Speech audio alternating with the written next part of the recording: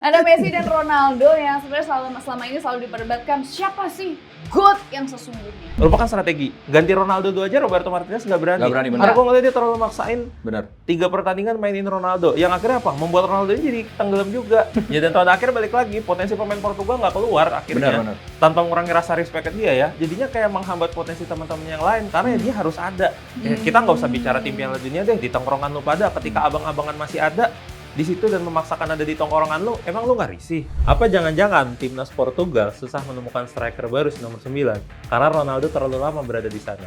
Jadi potensi yang lain nggak tutup. Tapi Ronaldo sampai hari ini aja kita masih fansnya pun masih nunggu dia nyetak gol. Cuma buat ngimbangin performa Messi. Para pemain tidak bermain untuk Ronaldo, tapi sorry buat gua Ronaldo masih bermain untuk dirinya sendiri. Messi itu juga tawadu dia. Ada interview dia tahun 2020 something. Dia ngomong gimana pendapat tuh tentang pemain terbaik yang ada di dunia. Ada Hazard, ada Mbappe, iya mereka semua emang bagus. Hazard, Mbappe. Terus wartawan nanya lagi, kok nggak ada Ronaldo? Ronaldo nggak gue sebutin di situ karena Ronaldo ada di tier gue yang sama gitu. Emang orangnya tawadu, jago tapi nggak sombong gitu. Ngeselin tapi ngangenin. Hah? Lanjut.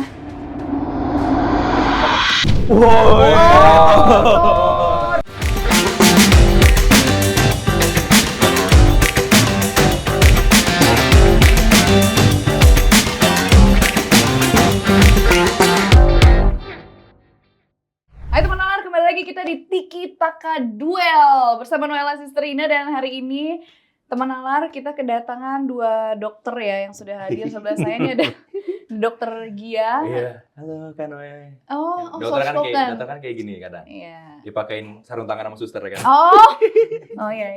Pakai scrub gitu dong. Iya. Kan? Baru mulai. Gini Terus tuh. iya, ini ada dokter Kongo. Bagus tuh. Bagus. Republik DR. Demokratik Kongo. DR Kongo. DR Kongo. Nah, kita hari ini ada Raihan, Muhammad Raihan. Halo. Welcome back. Yang sekarang udah jadi talent di Nalar ya, udah bukan dari bagian dari produksi. Harus dimention. Harus Selalu di-mention. di-mention. Dan ada Bang Dodo alias Gerardo. Hey, I love my alma mater, sekolah di sini gua. Wih, Oh iya, baju nih. Sekolah baju. di sini gua. Jadi ini putih-putih bukan dokter, tapi Bukan. adalah mereka mantan Murid dan murid dari pelatih. School of Betul. Student Football. slash coach ya? Iya, student coach. Oh iya, karena dua-dua pernah jadi pelatihnya juga. Sekarang ya. lagi ngelamar kerja nih, Iya, ini outfitnya. School of Football. Kalau kalian belum nonton tuh ada di scrollnya di bawah. ya Wah, kan? saya lagi nyari kerja kalau saya lagi mau OTW Bu Mami. Oh mau Dokter lagi, Iya, saya mau mau antigen. swab test Iya, ya. mau Oke. medical masih check up. masih dipakai terus. Iya. seperti biasa ada 2 mosi yang harus kalian perdebatkan. Let's go. Hari ini udah siap belum guys? Gerardo udah tahu rules-nya? Belum. Oke. Kenapa ada pentungan di depan situ? Jadi sebenarnya filosofinya adalah dalam setiap debat pasti kan panas, ada yang terpancing emosi. Tapi nggak boleh ada yang main fisik atau kekerasan. Oke, Jadi di ya. sini siapapun yang mukul lawannya duluan pakai ini akan kalah gitu. Oh. Jadi seberapa bagus argumennya bakalan kalah kalau lo mukul Rehan duluan. Gitu ya. Oke. Oh, jadi sabar. Walaupun gini, walaupun gue tau Rehan ngeselin. Jadi nggak, tapi lo harus tahan. Iya, oke. Oke, ya. Ngeselin tapi ngangenin. Hah? Lanjut.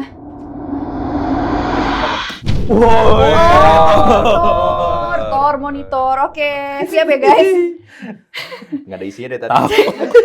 Di Pesta Bola Dunia 2026 ini Oke. ada nama-nama yang sebenarnya nggak hanya di 2026 ya, tapi nama 2 ini selalu diperdebatkan. Ya. Mokofeng. Messi, enggak. Siapa itu? Pemain Afrika Selatan. Mokofeng. Gak jelas.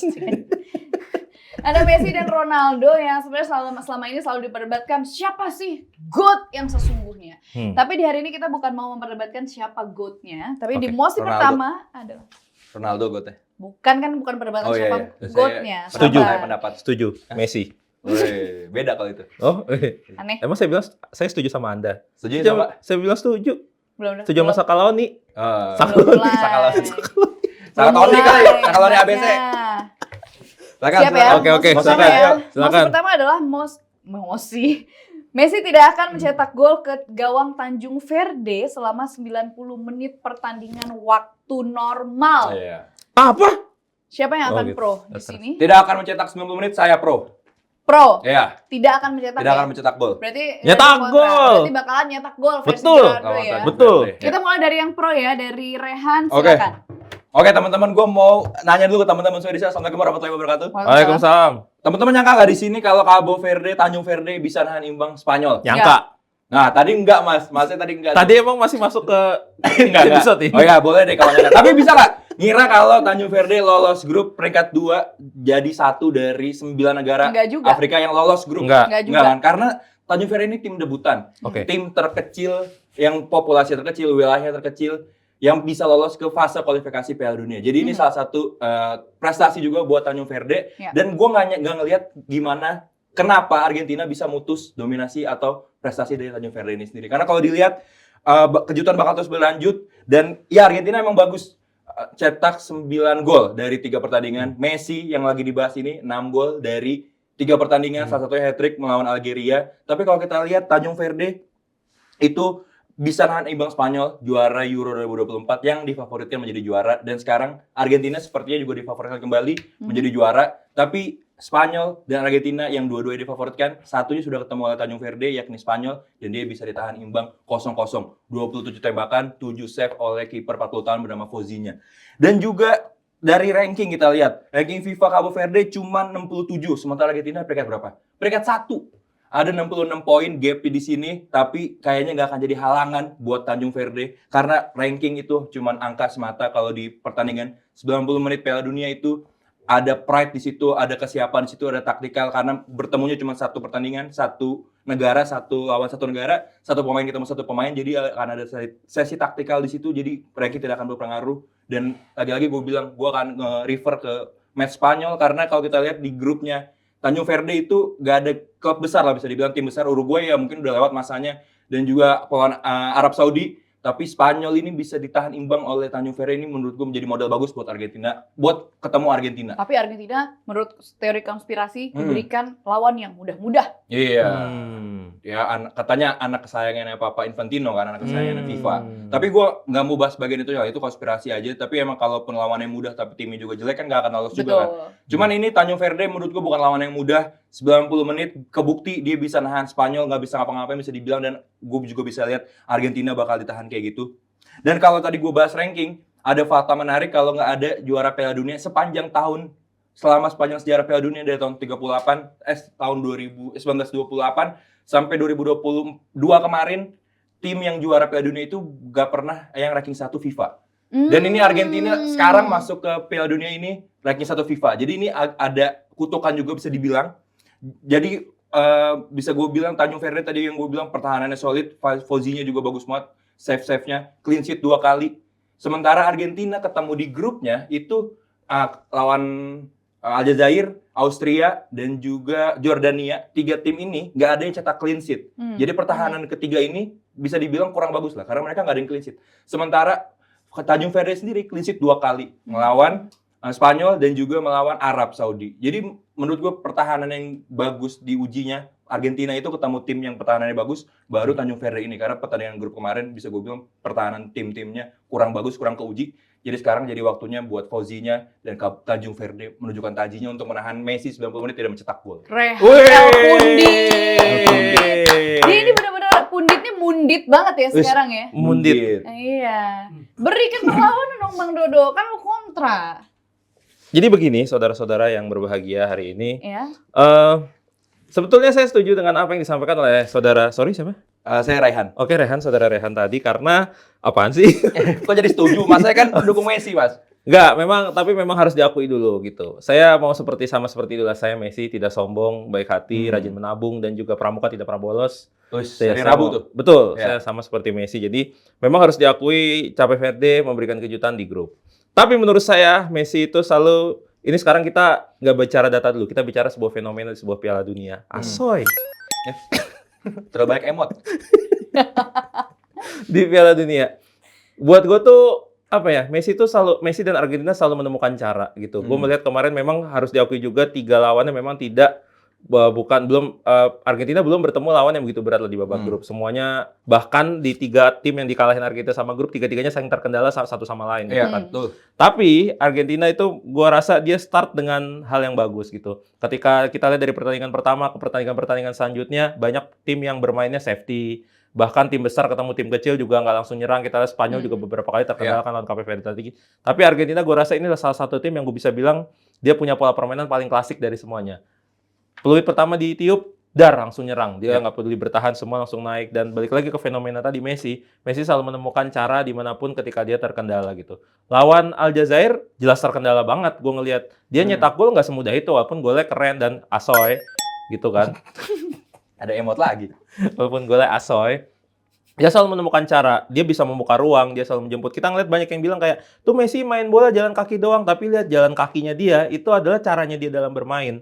Ya memang secara speed dia udah nggak dapet, secara gocekan juga dia nggak kayak di Barcelona dulu ketika sama Pep. Tapi sekali lagi fenomena Messi, dia selalu menemukan ruang, dia selalu menemukan cara, even dia tidak. Ini kan tadi bicara Messi, lu nggak setuju Messi bakal nyetak gol kan? Dalam 90 menit. Tapi yang kita ingat adalah dalam permainan sepak bola lu nyetak gol nggak harus dari open play. Dan itu terjadi di pertandingan terakhir kemarin ketika Argentina lawan Jordania. Memang susah jelas. Tiga-tiganya semua bola mati.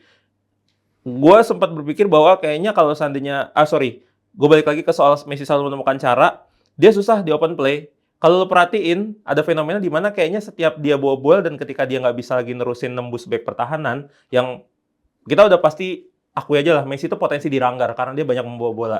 Dia jatuhnya milih, gue bisa bilang dia jatuhnya milih. Sampai di titik di mana dia ngelakuin tendangan bebas terakhir, gol kan? Dan tendangan bebasnya pun, dia menurut gue, itu dia hebatnya Messi, dia selalu nyari kemana kira-kira bola itu nggak akan dibaca. Semua bakal ngira bakal di-placing ke atas, diangkat. Kok kan dia jadi betul? Tapi memang setuju, golnya bagus. Tapi selain golnya bagus, kipernya juga menurut gua nggak jago di pagar. Karena 2 kali kena free kick kan.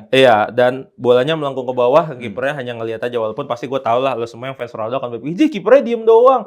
Gua dong kemarin pas lagi Ronaldo lawan Dr. Kong dan segala macam, kipernya jago lompat-lompat. Ya tapi itu cases lain dan pertandingan lain kan. Maksudnya pada akhirnya Messi juga menemukan masalah. Masalah langkah juga sih kipernya. Iya kan. Udah mati langkah. Dan harus diakui di masalah yang ditemuin Messi dan juga tim Argentina, mereka selalu menemukan solusinya. Itulah fenomena yang gue lihat di situ. Dan juga tim Argentina dalam tanda kutip tidak selalu mencari Messi, tapi Messi yang mencari teman-temannya kemana. Jadi dia selalu bisa membuka ruang dan dia memberikan ruang. Pakai Find My iPhone. Pakai Find My iPhone katanya. Yes, asoy. Ya, 3 kali asoy itu. Tapi gue setuju tadi sama statement terakhir Gerardo ya. Kalau set piece-nya Messi dan Argentina ini berbahaya. Karena kalau kita lihat kemarin free kick Messi juga lagi ada free kick-nya. Tapi walaupun di penalti dia gagal, tapi Messi udah dapat 2 kali penalti. Dan 1 gol, 1 enggak. Lautaro juga kemarin dapat penalti. Kemarin free kick juga Lo Celso bisa golin, Messi bisa golin. Jadi Tanjung Verde kalau emang mau nahan 90 menit, menurut gue jangan ngelanggar pemain Argentina di kotak penalti ataupun dekat kotak penalti karena ini bahaya banget. Kalau emang mau 90 menit clean sheet nggak kejebolan atau seenggaknya 1 sama lah, maksudnya 1 sama yang imbang bisa tahan sampai extra time atau adu penalti. Jangan bikin pelanggaran di kotak penalti atau di dekat kotak penalti karena berbahaya banget, bisa dihukum sama Argentina. Kita udah lihat contoh-contohnya banyak. Dan tadi karena ini emosinya ada 90 menit, gue yakin Messi bisa ditahan Fauzinya dan DKK. Tanjung Verde 90 menit gak cetak gol, bisa bawa Argentina ini ke adu penalti menurut gue. Karena adu penalti ini 50-50 dalam dunia sepak bola nih, adu penalti nggak ada yang bisa diunggulkan, nggak ada yang apa. Dan ada faktor lucknya juga. Ada faktor lucknya juga banyak banget. Tapi emang kalau dari mental dan pengalaman Argentina mungkin lebih kuat ya karena kemarin final adu penalti, lawan Belanda juga 2022 adu penalti. Jadi emang ada pengalamannya. Tapi kita juga belum lihat Tanjung Verde ternyata apakah bisa mereka penalti. Bisa jadi mereka juga ngelatih penalti selama ini. Fauzinya juga ngelatih penalti selama ini, kita nggak ada yang tahu. Jadi kalau emang chance terbesar Tanjung Verde untuk menang dan memulangkan Argentina, menurut gua tahan dia dan bawa sampai adu penalti karena di adu penalti itu babak 50-50-nya. Gua lebih ke situ. Dan kita udah sering melihat Argentina adu penalti ya, cuman Tanjung Verde nih karena dari kita awal juga mereka sungguh-sungguh mengejutkan. Sungguh mengejutkan. Match pertama udah mengejutkan banget, match kedua seri 2 sama lawan Uruguay. Maksudnya berhasil mencetak gol cuma bertahan. Lawan Arab Saudi 0-0 lagi. Jadi 2 kali clean sheet. Ada perlawanan nggak dari lu? Apakah bakalan cetak dari penalti nih Tanjung Verde-nya justru? Kalau menurut gua kayaknya nggak butuh adu penalti sih buat Argentina menang di pertandingan ini. Harusnya kalau kita lihat dari rekap pertandingan kemarin. Tadi kalau di awal Rehan bilang katanya KP Verde aja bisa nahan imbang Spanyol. Apakah kalian menduga? Ya nggak ada yang menduga juga kan. Tapi bertahan itu capek loh. Ngerti nggak? Karena pada akhirnya pemain sepak bola itu harus lu punya end produknya nyetak gol. Oke lah, kemarin kalau di babak grup semua tim bisa bermain dengan pragmatis, kayak mereka semua bertahan, kayak udah tahan aja, yang penting kita lolos grup, nggak usah kebobolan di sini. Tapi kemarin ketika lu punya peluang di hari kedua, hari ketiga, sekarang kan now or never. Kalau seandainya lu juga akhirnya bertahan terus, dan dari sisi penonton deh ngelihat tim jagoan lu, yaitu misalnya Tanjung Verde dari supporternya sendiri, ngelihat dia diserang terus, walaupun katanya bisa nahan Argentina, pasti tetap frustasi terus, walaupun mungkin tetap seneng pendukung dari Cape Verde karena ini udah Piala Dunia pertama mereka, mereka bisa ketemu Argentina, udah rasanya itu momen terbaik yang bisa mereka dapetin kan. Tapi kan balik lagi, akan tetap stres juga pemain yang di lapangan, bertahan terus, nggak ada end product, ditekan terus. Ini potensi di atas kertas ya, karena Argentina kan lebih diunggulin. Kemarin kita udah ngeliat di pertandingan pertama deh, Afrika Selatan lawan Kanada. Afrika Selatan bagus banget mainnya, dia bertahan, dia serangan balik, tapi dia nggak bikin end product. Akhirnya apa ya, stres sendiri, dihukumnya apa? Kanada last minute dari kaptennya, Eustáquio. Eustáquio. Pernah debut di Portugal ya? Porto, bener, pernah di Porto. Akhirnya milih warga negara. Balik itu lagi, jadi gua rasa Argentina yang udah semenyeramkan itu, startnya mereka juga bagus, mereka nemu tempo, nemu ritme permainannya, bahkan kemarin juga Messi sempat dicadangin di lawan Yordania. Oke lah, sempat ketemu walaupun banyak kendala kan, dan akhirnya Messi nyetak gol.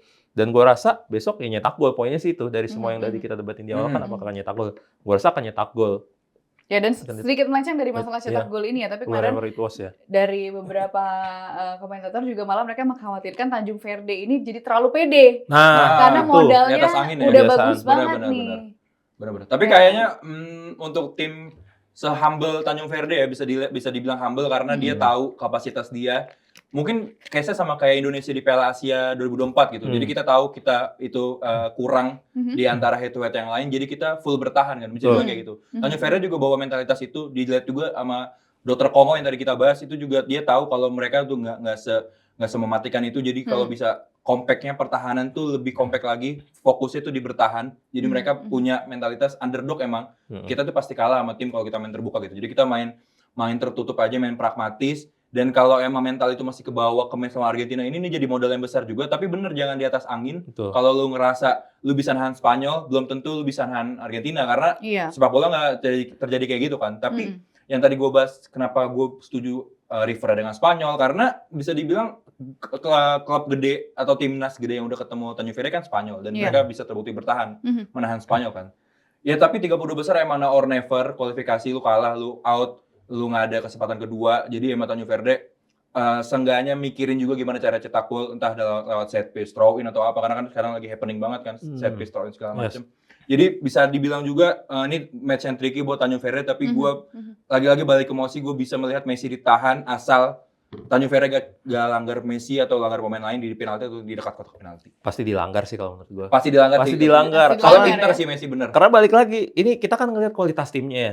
Ketika lu timnya mungkin udah level di atas, mungkin bisa kita let's say Spanyol, Prancis, dia pasti akan lebih aware sama hal kayak yang mereka sering temuin sehari-hari di pemain di klubnya, mungkin di kompetisi Eropa. Maksudnya secara detail mereka akan paham. Tapi kan kita suka lihat tim-tim yang di bawah nyetop Messi, gimana lagi caranya gitu loh. Messi dan ya siapapun itulah pasti akan ujung-ujungnya bingung, ya ambilnya di pelanggaran. Jadi gue rasa ya itu tadi, balik lagi, Messi bakal nyetak gol di pertandingan di sini, apapun itu ya, set piece, serangan balik, penalti, tendangan bebas, pasti bakal nyetak gol. Ya, tapi gue baru lihat nih di match lawan Spanyol, false committed-nya, false yang diberikan oleh Spanyol. Spanyol tuh 10 kali pelanggaran, Tanjung Verde ternyata cuma 1. Cuma 1 ya? Iya, nggak Spanyol. Ternyata mungkin orangnya sopan-sopan, baik-baik orang Tanjung Verde, jadi jarang nge-foul.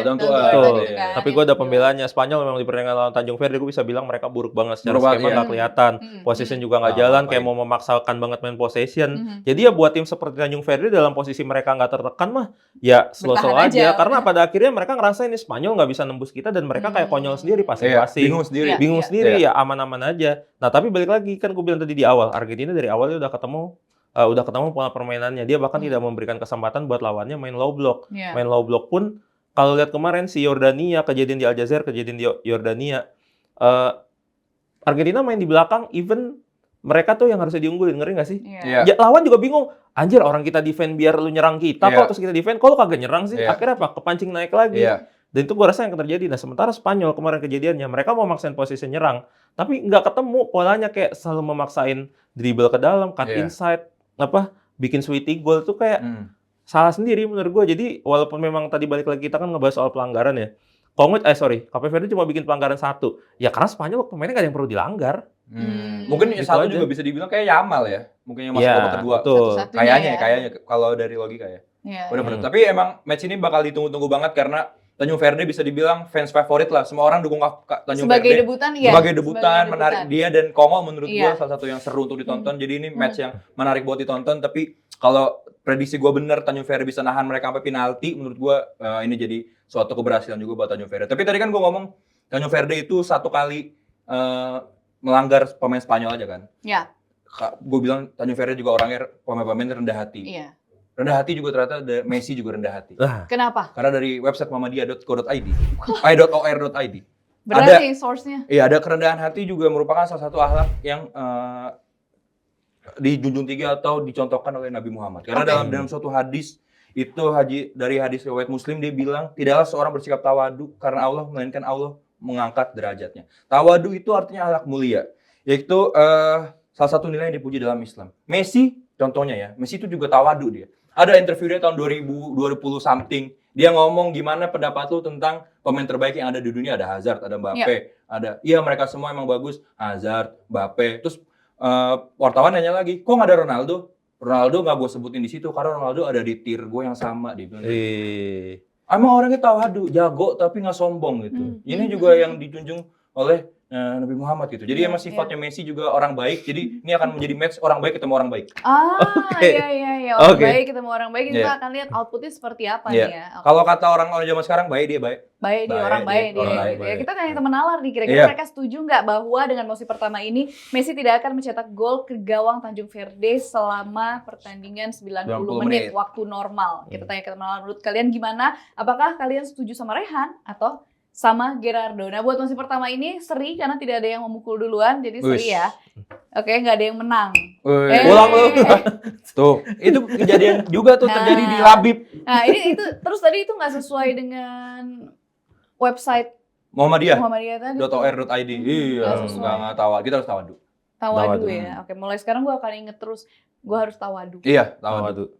Tawadu. Rendah hati. Rendah hati. Ingat Gerardo. Artinya tawadu rendah hati ya. Tawadu. Kita harus ingat. Tawadu. Iya. Oh, karena kalian beda server. Iya, itu pertama kali gue mendengarkan kata tawadu. Oh iya. Kalau wudu udah sering. Oh iya. Lebaran? Sering. Ikutan gue. Oh iya, ikutan. Oke. Apa sih? Kan kita masuk. saja. Doa makan perlu gue. Tahu. Boleh balik ke Ronaldo Messi Kak? Kita kembali ke posisi kedua untuk hari ini ya teman nalar. Maksudnya adalah ini cukup berat juga nih. Karena Ronaldo tidak akan cetak gol ke gawang Kroasia. Gimana? Setelah I'm back, ya kan? Siapa yang pro kali ini? Dia. Ronaldo tidak akan cetak gol. Saya. Gerardo Saya ya. setuju. Saya kontra, Ronaldo akan mencetak gol. Oke, berarti dari Gerardo dulu. Kita mulai ya. Boleh. Silakan Ronaldo, my God. Menurut gua Cristiano Ronaldo belum menemukan permainan terbaiknya di kompetisi ini. Dan gue melihat ada pola di Portugal yang terlalu dipaksakan karena sebetulnya gue juga adalah salah satu orang fans Messi yang tidak membenci Ronaldo sebagaimana hal umumnya. Karena biar gimana pun gue kenal sepak bola pertama kali dari Ronaldo di MU. MU juga tim pertama yang gue tonton. Tapi balik lagi kalau memang kasus seperti yang dibilang tadi soal Messi-nya adalah dari pertandingan pertama Portugal nyari Ronaldo banget. Bahkan kemarin di pertandingan terakhir Portugal juga nyari Ronaldo banget. Dan gue rasa kenapa tadi gue bisa pro sama Messi nyetak gol dan ini Ronaldo nggak nyetak gol? Karena posisinya Ronaldo yang striker nomor 9 banget gitu. Yang potensi dijaga banyak orang. Messi juga, tapi dia posisinya gelandang. Dia akan lebih mundur ke belakang. Sementara Ronaldo di depan. Sekalinya dia mati, posisinya udah di lock. Udah ditutup jalur menuju dia. Ronaldo benar susah ngapa-ngapain. Karena memang harus diakuin secara usia Ronaldo udah ada, ya mungkin kecepatannya udah turun, agresivitasnya juga udah turun. Selain semangat ya, main bola kan tetap mesti semangat nih. Cuma kita udah lihat dari kemarin dia susah nyari posisi, temen juga bingung mau ngumpan kemana. Udah gitu dia sering mengambil bola yang menurut gua harusnya bisa dilepas. Dan dia ya belum menemukan permainan terbaiknya aja. Kemarin kan ada yang bilang katanya di pertandingan pertama, Messi hat-trick lawannya Aljazair. Kita mah susah Kongo. Lah, lo Kongo baru main di Piala Dunia ini kemarin nih, 3 minggu kemarin. Aljazair udah beberapa kali ikut ke Piala Dunia. Secara peringkat FIFA juga Kongo kan lebih di bawah, tapi nyatanya nggak bisa gitu. Dan jelas dia dimainin 90 menit. Itu kan karena pasti pelatih juga pengen dia dapat kesempatan nyetak gol dengan asumsi bahwa tim yang dihadapi lebih di bawah. Tapi kemarin dia susah. Pertandingan terakhir juga Portugal lawan Kolombia. Tetap sulit itu juga akhirnya kan. Ditunggu banget gol-golnya, tapi juga emang seri sampai akhir. Iya, dan akhirnya dia mencetak gol pas lawan Uzbekistan ya benar ya? Uzbekistan ya. Tapi kita tahu kondisi Uzbekistan gimana. Datang ganti pelatih dari Timur Kapatse. Lalu kemudian Fabio Cannavaro yang di tengah kualifikasi ya. Setelah lolos malah. Kita lihat tim Uzbekistan lagi ketinggalan tapi pelatihnya kayak lagi menang 3-0, santai-santai aja kayak ngingetin gue sama sebuah timnas gitu kan. Gitu pakai senyum-senyum nggak? Enggak kalau kemarin dia sadar diri dikit. Tapi balik kita bahas ke Uzbekistan di dalam kondisi tim terbaik gitu loh. Akhirnya lu bisa nyetak gol di situ dan dia dipaksain main 90 menit. Setelah nyetak 2 gol, setelah babak kedua nggak nemu lagi, berapa kali nemu peluang udah seenak itu kurang apa gitu. Masih meleset dan juga posisi dia sering offside, narik offside juga kejauhan, nggak sering mundur. Dan itu adalah kendala-kendala yang gue nggak ngerti apakah Ronaldo memang strateginya begitu atau memang dia nggak sadar gitu ya. Dibilang pengen nggak lihat Ronaldo di pertandingan ini, di Piala Dunia nyetak gol ya pengen. Masa sebuah kesempatan berharga gitu loh bagi kita udah sampai 2026 ini, siapa sih yang mikir nih orang berdua Messi dan Ronaldo masih main gitu kan. Head to head. Tapi ya itu kalau balik ke case-nya ngegolkan Kroasia yang kemarin-kemarin aja dia sulit, apalagi Kroasia yang udah punya peluang dia 2 Piala Dunia, 2 periode sampai 4 besar dan mematahkan histori yang katanya kalau kemarin sampai final besoknya bakal gugur, tapi dia malah 2 kali sampai semifinal.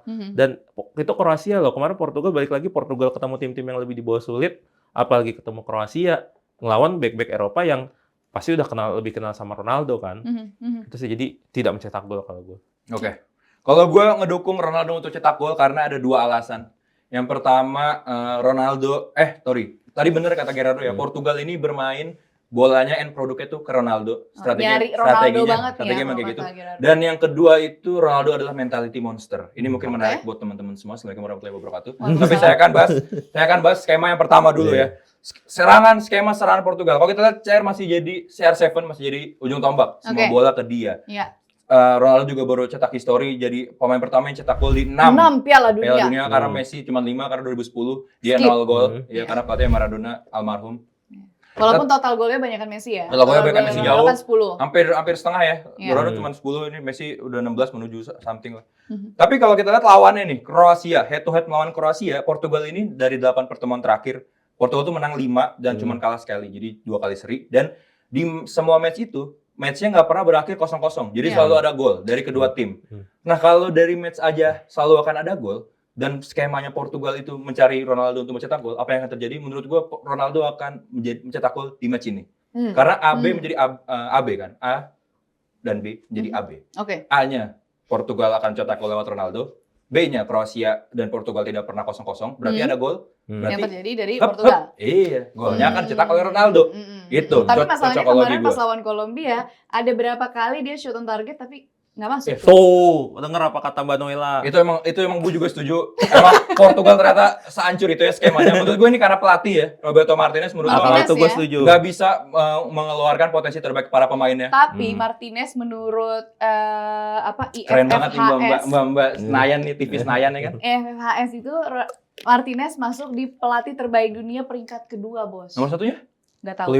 Scaloni kali ya? Nggak tahu. Aneh ya tapi ya. Tapi peringkat kedua masuk dia. Soalnya di Belgia aja cuma bisa juara ketiga kan, 2018. Ini yang voting harus kita tanya dulu, di voting kemana dulu? Iya. Kalau ke warga Belgia mah iya. Iya kayaknya bisa jadi. Tapi menurut gue Martinez nggak bisa ngeluarin potensi terbaik, 3 gelandang terbaik dunia saat ini menurut gue. Joao Neves, Vitinha dan juga Bruno Fernandes. Ini nggak keluar sama sekali, bolanya mereka kalah mulu. Dan tadi gue mau ke mosi yang kedua ya. Cristiano Ronaldo ada mentality monster. Kita lihat. Bener tadi udah dibahas, pas ngelawan Dr. Kongo, dia nggak bisa apa-ngapain. Messi cetak hat-trick. Semua orang ngujat Ronaldo kan. Lihat nih Messi aja hat-trick gini. Lu gimana sih lu kayak pakai kuat, Haaland, Mbappe juga cetak brace.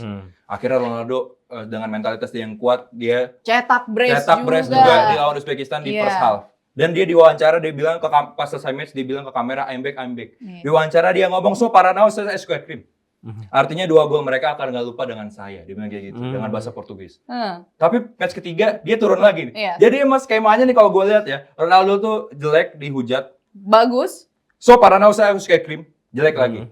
Berarti besok lawan Kroasia, so Paranau ke SK Krim. 2 gol itu biar orang tidak lupa dengan saya. Gitu.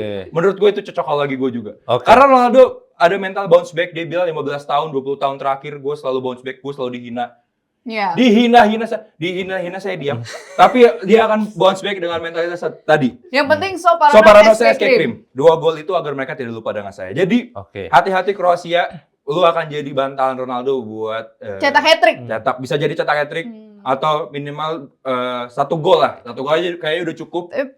Tapi masalahnya perlu peran Bruno Fernandes juga nih. Betul, ya. Kan yang kreativitas untuk mencetakkan peluang Bruno Fernandes. Gue kemarin baru lihat komparasi antara Vitinha dan Bruno Fernandes.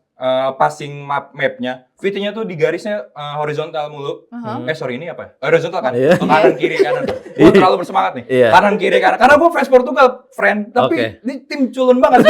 Gimana? Salah gue udah dukung MU, dukung Portugal, ngapain sih hidup gue gak ada kesenangannya. Ya, jadi VT-nya garisnya ke kanan kiri. Itu artinya dia selalu satu way pass, dia cari aman. Emang completion pass-nya itu 90% mulu. Jadi maksudnya pass-nya nyampe mulu. Passes Tapi kalau bagus ya. bagus. Tapi kalau lihat Bruno Fernandes itu majunya ke depan mulu dan banyak pas-pas yang gagal. Dan menurut gue jadi ingat sama coach Kevin De Bruyne, dia ngomong pass completion itu statistik paling bullshit kalau menurut Kevin De Bruyne. Karena buat orang-orang kayak gue, orang-orang kayak Bruno, orang-orang kayak Madison, dia ngasih contoh Madison juga. Itu kalau ngasih umpan ke depan itu tuh udah pasti gagal karena kita risk taker. Kita mengasih umpan yang sebenarnya nggak dilihat orang lain, tapi ini bisa berpotensi gagal. Cuman kalau berhasil itu kan jadi assist di Bruno, dibilang De Bruyne kayak gitu. Jadi tipe-tipe kayak De Bruyne, kayak Bruno itu nggak bisa diukur dari pass complete karena nih orang emang agak lunatik menurut gue. Dia kadang ngasih bola yang nggak jelas, tapi ternyata nyampe juga. Dan itu terjadi di 3 match Portugal menurut gue. Yang terlalu aman menurut gue VT-nya justru, karena kalau kita lihat di PSG dia punya visi yang bagus juga, tapi ini nggak keluar nih di Portugal saat ini. Menurut gue ini jadi PR-nya itu VT-nya karena 3 match terakhir dia juga selalu diganti kan di babak kedua. Jadi emang PR-nya menurut gue di duel gelandang ya, penopang Bruno dan juga Ronaldo, karena kalau mereka berhasil bermain bagus, apalagi tengahnya Kroasia ada Modric dan juga Kovacic kan, itu kalau mereka nyetel itu juga bahaya. Tapi kalau dari lini tengahnya pertarungan mereka itu berhasil menang, lagi-lagi Ronaldo akan ngomong, so Parano saya escape cream. 2 gol ini agar mereka tidak lupa dengan saya. Tapi terus lu masih setuju kalau Roberto Martinez itu pelatih terbaik yang dimiliki Portugal? Enggak sih. Jadi lu juga enggak? Enggak sih. Jadi juga ragu? Kalau soal Martineznya enggak. Kan soal itu ragu. nggak perlu setuju ya. 2016 siapa Pokoknya pelatihnya? Yang soal mencetak gol. Bento ya? Paulo Bento. 2016 siapa ya? Kayak itu lebih oke sih. Emerald Abus.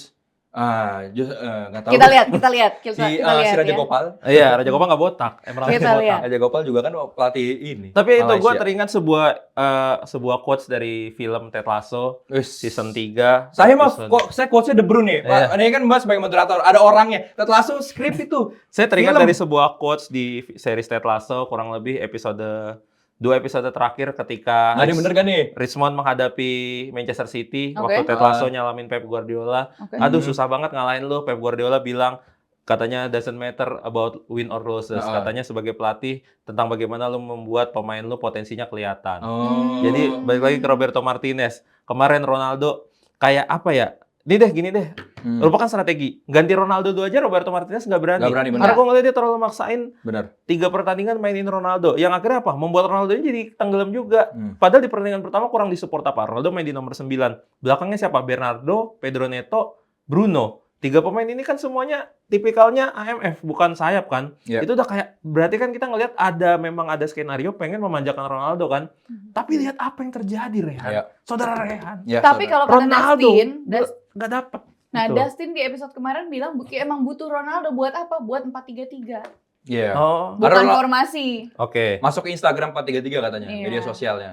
Oke. Buat engagement. Jadi lebih penting Piala Dunia atau engagement nih? Menurut gue Piala Dunia, karena gue gak setuju juga sama Dustin waktu itu. Apa sih ini maksudnya? Piala Dunia aja penting menang. Gue melempar materi aja. Tapi gue gak setuju juga waktu itu, gue bilangin gue gak setuju. Ya dan tahun akhir balik lagi, potensi pemain Portugal nggak keluar akhirnya. Benar. Dan Ronaldo, apa ya, gak tau dah, menurut gue tuh jadi kayak, tanpa mengurangi rasa respect ke dia ya, jadinya kayak menghambat potensi teman-teman yang lain, karena dia harus ada. Kayak kita nggak usah bicara tim Piala Dunia deh, di tongkrongan lu pada, ketika abang-abangan masih ada di situ dan memaksakan ada di tongkrongan lu, emang lu nggak risih? Walaupun lu respect sama abang-abangan itu, kayak pasti tetap ada ada Pressure. potensi keterbatasan yang lu gini. Jadi akhirnya kalau dia ngomong lu jadi dengerin terus. Kalau seandainya apa yang lain ngomong jadi nggak enak, jadi harus nyopin terus setiap abang-abangan yang lawak kita yang lain mesti kayak iya bang. Ketawa karir. Iya kan, ketawa kurir. Oh yes. Ngomong-ngomong 2018 pelatihnya Portugal Fernando Santos. Bukan Bento ya, Santos pernah. Iya, maksud gue itu Bento siapa lebih. ya? Iya, Bento pernah tapi kayaknya tahun lalunya deh. Siapa ya? Portugal menurut gue bener juga sih. Ronaldo kayaknya kalau emang nggak ini, gue kalau ke bawah hati kayak gini kali ya. Karena gue cinta sama Portugal. So pun para kui. Nah, jadi tadi bener Ronaldo bisa dicoba untuk diganti, tapi kayaknya Martinez itu nggak ada opsi itu di kepala dia karena waktu lawan Salah siapa? Salah ini agak tricky. Nggak, Iya tapi kan? pertanyaannya Salah kalau siapa? bukan Ronaldo siapa yang ditaruh di paling depan? Nah itu Lah, dia. salah Iya siapa? dong. Salah siapa? Siapa? Yang nggak bawa pemain selain Ronaldo. Ya siapa emang harusnya kalau bukan Ronaldo? Ya urusan Ada. Martinez. Iya benar. Tapi penggantinya nggak setara banget sih menurut gua. Gonçalo Ramos kan. Iya. Yang bisa jadi nomor 9 juga. Tapi di PSG aja dia cadangan. Tapi AC Milan beli 70 juta. Ya, tetap emang mendingan sedeng. Ronaldo dong. Amorim yang sedeng itu. Ya tapi tetap mendingan Ronaldo Mending dong. Ronaldo, gue lebih setuju Ronaldo. Tapi itu juga salah satu emang secara data, secara gol emang lebih oke Ronaldo dibanding Gonçalo Ramos. Tapi part keduanya adalah Martinez kayaknya nggak ada opsi itu di kepalanya karena waktu lawan Dr. Kongo itu dia ngomong kalau Ronaldo, kalau gue lagi mencari gol, gue nggak akan menarik pemain yang bisa cetak gol paling banyak Oke. di tim gue. Ya itu Ronaldo gitu. Jadi emang kayaknya strateginya Martinez Menarik. itu emang untuk memfasilitasi Ronaldo dan emang kebukti di match lawan Uzbekistan. Tapi saat di lawan Kongo dan juga Kolombia nggak berjalan, dia nggak ada opsi lain yang akhirnya media itu poinnya ke Ronaldo lagi, lu nggak bisa golin makanya tim lu seri gitu. Padahal harusnya poinnya ke Martinez sendiri sebagai pelatih, lu seperti nggak ada opsi lain buat memecah deadlock ini dan ini bahaya juga buat lawan Kroasia di ronde 32 Apa 32 jangan-jangan? besok. Apa jangan-jangan timnas Portugal susah menemukan striker baru si nomor 9 karena Ronaldo terlalu lama berada di sana. Jadi potensi yang lain nggak tutup. Ingat gak timnas Prancis, Griezmann, Lloris dan teman-teman menyatakan pensiun karena dia dengan statement gue pengen mundur supaya bakat-bakat yang lain bisa muncul. Nggak gue lagi. Tapi Ronaldo sampai hari ini aja kita masih fansnya pun masih nunggu dia nyetak gol. Cuma buat ngimbangin performa Messi. Menurut fansnya ya kalau gue baca di sosmed. Kira-kira apakah jangan-jangan itu potensinya? Jadi keberadaan Ronaldo dan dia juga kayaknya nggak ada keinginan buat kayak coach nggak apa-apa kalau lu nggak mau manggil gue, coach nggak apa-apa kalau gue cadangan dulu, itu pun nggak dia lakuin. Jadinya lihat udah berapa generasi dia lewati Ronaldo dari zaman 2004 bersama Luis Figo sampai hari ini. Kayaknya setiap Portugal pasti Ronaldo. Akhirnya striker-striker yang di Portugal mungkin ada yang potensial, tapi pada akhirnya kemana mereka? Kemana? Coba Google lagi. Betul, kemana? Tapi menurut Tapi gua kan dia kemarin kasih kesempatan buat Mendes. untuk free kick iya. Iya. Tapi itu kayaknya emang posisinya Mendes karena enaknya pakai kaki kiri kan kalau di arah situ. Cuman kalau tadi golnya Bergerardo ya, ini bisa jadi ada dua mata sisi uang koin. Gope atau Garuda. Nah, kalau yang pertama itu Ronaldo mungkin egonya. Egonya dia sebagai pemain terbaik Portugal sepanjang masa lah. Ini udah debat over lah. Portugal terbaik sepanjang masa. Dan dia juga punya rasa lapar tuh yang masih ada gitu di umur 41 tahun ini, dia masih ngincer 1000 gol. Mental itu tadi kan? Iya, mental. Dia masih aktif di Al Nassr dan kalaupun dia kayaknya nggak nyari 1000 gol, dia nggak akan join Al Nassr sih. Menurut gua akan balik kampung ke Portugal kan, ke Lisbon, ke Sporting karena waktu di United dia ngomong kalaupun emang gua mau pensiun, gua akan pensiun di Sporting sebagai klub pertama gua. Dia ngomong kayak gitu. Tapi dengan fakta dia sekarang masih di Al Nassr, berarti dia masih nyari 1000 gol itu. Jadi ada visi sama gaji mahal mungkin dan hidup enak gitu kan. Betul. Dan katanya Ronaldo juga bentar lagi convert ke Islam kan, mungkin karena dekat di Arab gitu. Karena dia setiap ini menurut datang website Muhammadiyah lagi? Ini Muhammadiyah nggak nulis Ronaldo, dia nulis Messi aja. Ini pendapat gue pribadi karena kalau dia setiap datang ke latihan Al Nassr dia bilang Assalamualaikum, sumpah lu cariin videonya banyak banget dia datang masuk Al Nassr ngomong Assalamualaikum. Nah, itu intermezzo aja. Ya jadi menurut gue Portugal ini ada ego Ronaldo pertama, yang kedua emang kayaknya nggak ada kualitas yang bisa sorry. Maksud gue adalah tim Portugal ini nggak bermain untuk Ronaldo. Kita tahu setelah lawan Kongo, João Neves di interview, Pedro Neto atau siapa gitu di interview, katanya kita nggak ada kewajiban untuk ngoper bola ke Ronaldo. Sementara tahun 2022 orang-orang Argentina ini rela mati buat Messi, bisa dilihat dari matanya, dari gesturnya. Gimana tuh? Mereka tahu rasanya kalau gue nih main untuk idola gue nih, yang gue tonton dari gue kecil gitu. Jadi ada kesempatan buat dia menang Piala Dunia, gue akan take part semaksimal mungkin. Itu mentalitas Argentina. Ini mentalitas yang nggak dipunyain sama tim Portugal. Gue ada legend gue yang udah di akhir penghujung karirnya, gue bisa bantu dia dapetin satu trofi yang nggak pernah dia dapetin seumur hidupnya, Piala Dunia.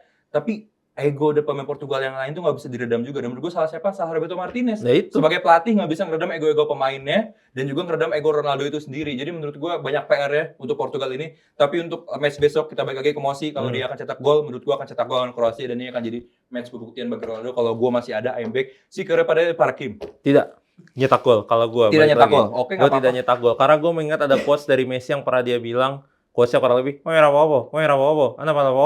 itu orang Jawa kayak rapopo. Tadi gitu kata-katanya. Itu kan pas sama warehouse. Artinya? Niruin aja sih. Artinya apa Bang Messi? Artinya apa Bang Messi? ente goalkeeper paling baik di dunia. Ngomongnya sama siapa mau Itu sama Madun. itu film Madun ya artinya apa Bang Madun? Artinya apa Bang Messi? Iya, gitu ya. Yusuf Oke, Mardika, tadi apa Yusuf Mardika. kalimatnya ulang? Mau bener apa ngasal? Biasa. Kalau bener saya lihat dulu, kalau ngasal bisa Yang sekarang. benar, yang tadi. Sama. ya. Saya juga Bentar, saya ke bawah dulu. Hasilnya pada Kim.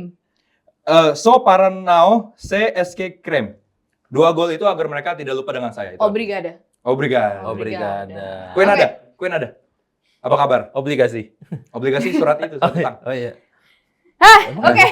Emang iya? Obligasi pasar saham gitu. Iya. Itu Pasar obligasi, modal. pasar saham. Gue nggak terlalu jago. Sama oke. Lanjut Mbak Oke, Noella. ya, iya. nggak Ada terlalu. perlawanan terakhir nggak dari Ronaldo? Gak usah karena kayaknya Rehan juga setuju sama semua statement saya. Gue ada setujunya, tapi untuk Messi, gue recap ya. Daniel Verdi bisa nahan Messi, gak cetak gol dan bawa Argentina sampai adu penalti. Iya. Kalau Ronaldo akan cetak gol lawan Kroasia. Oke. Gue sama.